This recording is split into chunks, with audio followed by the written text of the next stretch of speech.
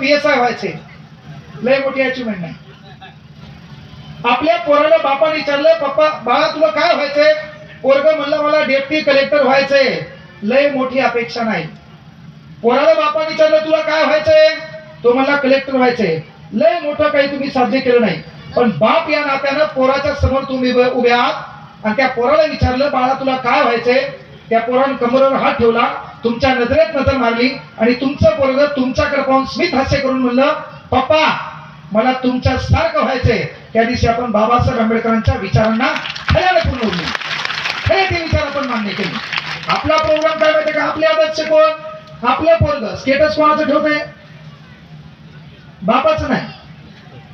याचा स्टेटस सलमान खान, ते बी बिना लग्नाचा, हे बी बिना लग्नाचा.